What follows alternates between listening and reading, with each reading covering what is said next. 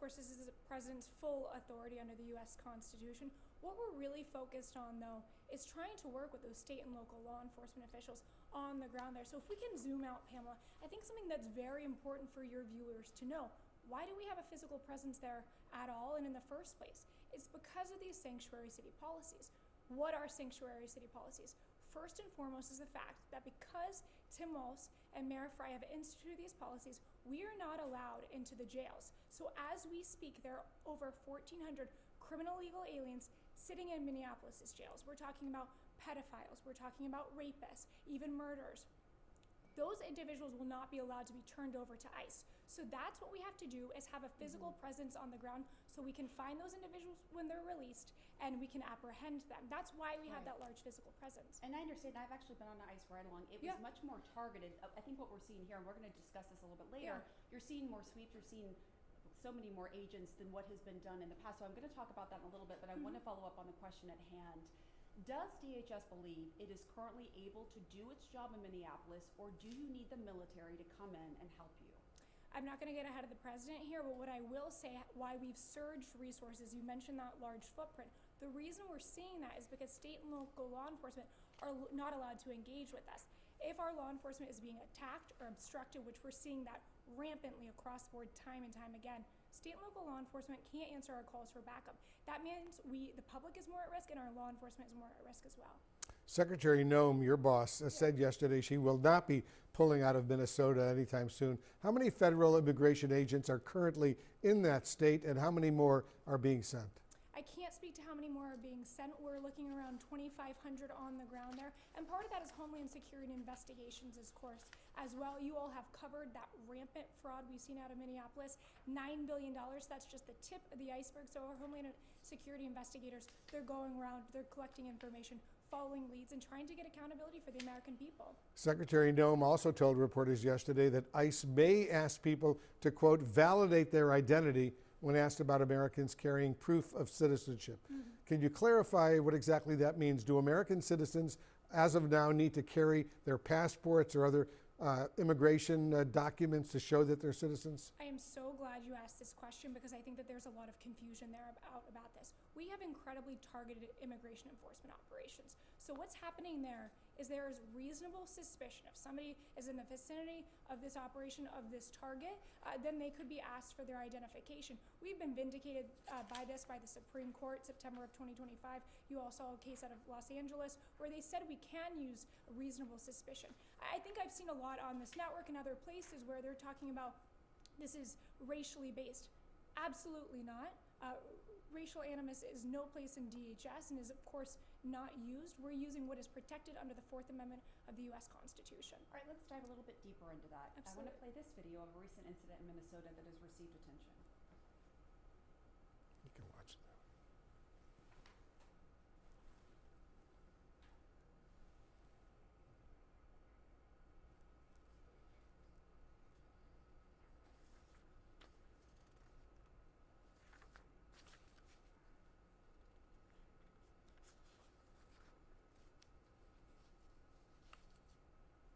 So that video was filmed by a woman who, as you heard, said she is a U.S. citizen. Why exactly was she stopped? Was there reasonable suspicion, which is a legal bar, as you noted, that a crime was committed in that situation? And why was he asking her, where are you bored? Like, what was he basing that on? Sure. So either this is, and I haven't seen this video before, so there could be two circumstances here. Either this is a targeted operation and she's around the vicinity of it, around the target. There's reasonable suspicion because there might be a descriptor, or she could be 5'6" and they're looking for somebody who's 5'6". That could be part of it. They're looking for somebody.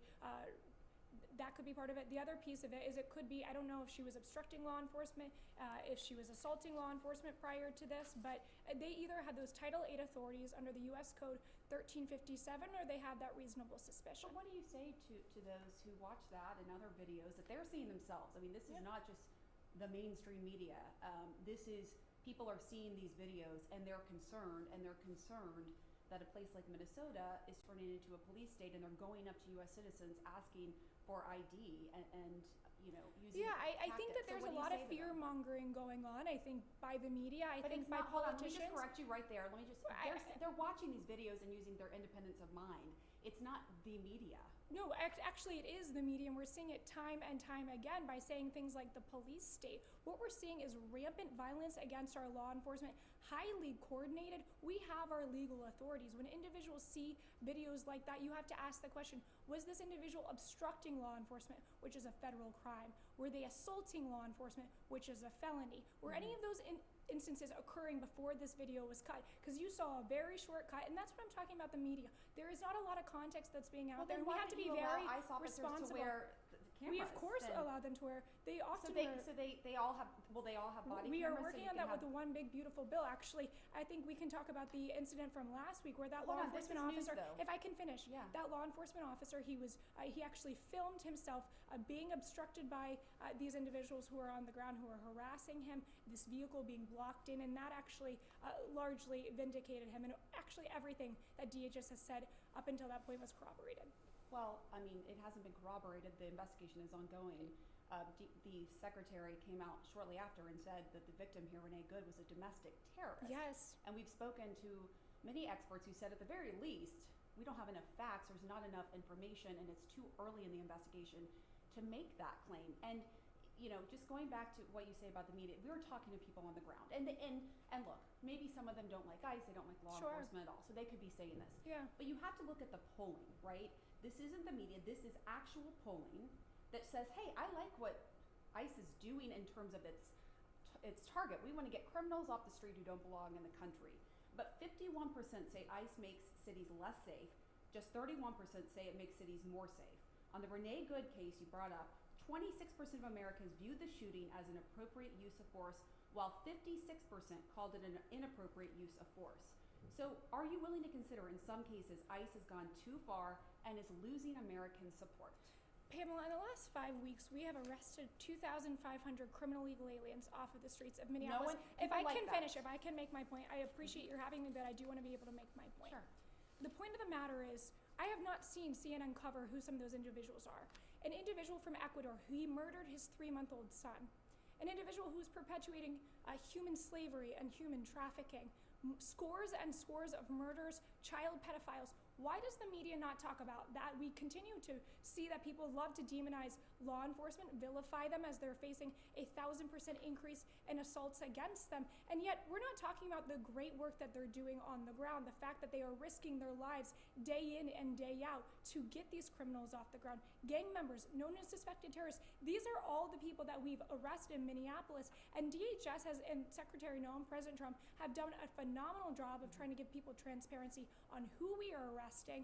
And yet we're standing here talking about relitigating cases over and over and over again. Well, someone's killed by an ICE officer. Yes, I talked about the polls. It's a fair question to say, are you losing American support? But Wolf, I want to let you. Please. No one supports attacking or killing a law enforcement officer. Nobody supports that. But if I may say, you all have said, really laying the feet at that ICE enforcement officer. We said that this was domestic. We said that this was domestic terrorism for a reason. This individual used a deadly weapon against our ICE law enforcement officer. That is and will be charged. In any of the cases, we saw 15 of these cases over the past week alone in Minneapolis. Those will be charged as domestic terrorism. But when she called this 37-year-old mother of 3 who was driving that car a domestic terrorist, that really was outrageous. We said it was an act of domestic terrorism. In no way is that outrageous. What we saw on the ground there, she had been stalking and harassing law enforcement throughout the morning, and then she went on to use her car as a deadly weapon. She was driving by after dropping off her little 6-year-old boy at school. That's just simply not true. I have the facts on the ground. I mean, if you look at it, for the hours more before, information you can release. if I can give you the facts of what happened that morning, at 9:30 a.m. Central Time, this is where that incident occurred in Minneapolis. This individual for hours before had been stalking and harassing law enforcement, impeding operations. At the time of that incident, our law enforcement approached this individual's vehicle as she was blocking in our law enforcement. That is a federal crime. They asked her to get out of the car, to stop obstructing law enforcement. You saw from the video that her partner had been walking around harassing the law enforcement officer. Our officer was in front of her. She gunned the vehicle, and that's when things turn dangerous and deadly. If you don't listen to lawful commands of federal law enforcement, if you use your vehicle as a weapon, that is absolutely an act of domestic terrorism. Really quick, I mean, you just mentioned he stepped in front of the vehicle, and He was there is no confirmation. I mean, there have been different analysis of this vehicle, and of course we would love more facts to fill in the picture. But she's also turning the wheel, and he did step in front of the vehicle as part of this. Is that part of the training for ICE agents during an encounter with the vehicle? When you're trying to when they're being blocked, when you're being impeded, when you're cars were going by. Cars were being. You're not seeing the full video. There were cars behind this individual that could not get through. So again, we're talking about manipulative editing and only showing. We're only showing part of the.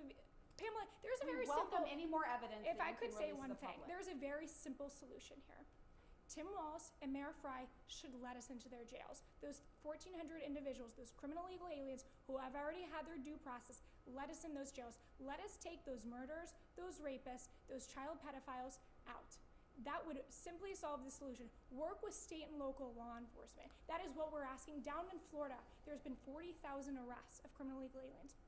We've seen peace. We've seen public safety. That's what we should be seeing across the nation. Tricia, I want you to listen and watch what your boss, the Secretary of Homeland Security,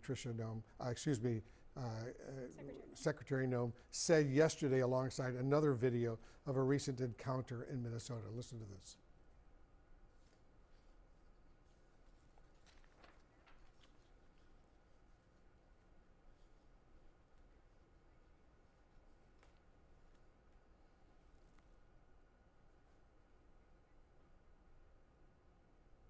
And we also saw that video of a woman being pulled out of her car as she was trying to simply go to the doctor. Is that what? That is, she was not going to the doctor. Is what you're seeing there, are these the officers are trained to do? They cut off her seatbelt, they dragged her out of the car and took her out? This individual was actually arrested because she was time and time again impeding law enforcement officers. Again, a small snippet of this video.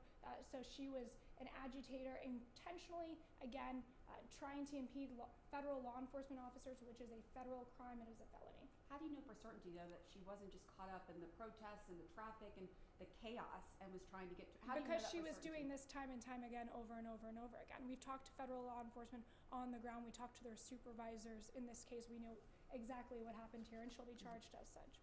Okay, so let me just ask you, going back to the Renee Good, I'm just wondering, what is the status of that ICE agent that was involved in the shooting, and can you give any more clarity to his injuries? Yeah, he's on leave right now. He's spending time with his family. Obviously, this is a very difficult time for him and for his family. As we've confirmed before, he had internal bleeding, was sent to the hospital. Can you elaborate on that? Because doctors we've spoken to say normally, and I'm not trying to minimize, I don't know what the injury was, but they say normally if you have internal bleeding, you would stay longer than a day. He was released the same day. Was this bruising, or can you give us any better indication of what the injury was? I haven't spoken to this individual's doctor. I just know he's on leave. He was pretty banged up, internal bleeding, and we pray for him and his family. And this is, anytime there's a loss of life, it is a tragedy. In this case, it's an absolute tragedy. But Pamela, what I think again is so important, especially as we see these rioters, you have to listen to lawful commands of federal law enforcement. If I can finish my point, you cannot obstruct or impede law enforcement. You cannot assault law enforcement, which we're seeing over and over again in the streets. We're seeing them being spit on. These vehicle rammings are up 3,200%. That is a deadly weapon being used against law enforcement officers. So there's a way to peacefully protest. That First Amendment, of course, is a precious right we have, unfortunately, on the ground. And in that case with Renee Good, that is not peaceful protest. But what is the ICE agents' training to handle protesters and protecting their First Amendment rights and their Fourth Amendment rights? Do they have extensive training? From me covering it over the years, their task is to go do immigration enforcement, not doing crowd control. So perhaps, is this a situation that's different for them? Yeah, absolutely. Conflict management, they're trained in, driving training, firearm training, de-escalation training. They're absolutely trained on that. And as far as their training, I know I've seen a lot of coverage on here saying that they have lower standards. That's absolutely not true. The timeline was truncated so that there's more intensive training down in our facility in Georgia. But the reason, again, why we've sent more federal law enforcement officers is because when we're seeing obstruction, when we're seeing assault rampant against our law enforcement officers, they still need to be able to carry out their lawful duties and do those enforcement operations. So that's why we have federal law enforcement that's been surged there so that they can continue to carry out those duties. That's safe for the public, safe for the migrant themselves, and safe for our law enforcement and officer. Again, just to reiterate what Wolf said, no one should endorse assaults against officers. impeding valid investigations, and even the officials there in Minnesota have called for peaceful protests. But before we let you go, I want to ask you about the recruitment. You talked about, the training they get. Yeah. There's an ICE recruiting poster, and it read, quote, "We'll have our home again," that's gone viral. That phrase is cited as having ties to white nationalist groups in the U.S. and Canada and a database of symbols maintained by the Global Project Against Hate and Extremism. I want to let you explain that. And also, even if this is not intentional, do you denounce this? If this could be seen as a dog whistle to white supremacists? We'll have our home again is now a white nationalist dog whistle. I mean, what are they even what is that a dog whistle to? Well, by the way, I had a feeling you would ask me about this. I was we'll have our let you home again. explain, 'cause There's it's been plenty of reporting. poems. It's there's gotten a lot of attention. Yes, and there's no reason that we should be manufacturing outrage. There are plenty of it is actually. There are plenty of policy disagreements we should be having, and I really believe we should be having. Manufacturing fake outreach is not that. There are plenty of poems, there are plenty of songs, there are plenty of books with the same title, and the fact that people would like to cherry pick something of white nationalism to make some sort of connection to DHS law enforcement, well, it's no wonder we're seeing such vast, rampant assaults against our law enforcement. It's no wonder Secretary Noem is facing so many threats against her life. I am Tom Homan across the board is because of garbage like this and people choosing to manufacture outrage. I think it's quite frankly embarrassing.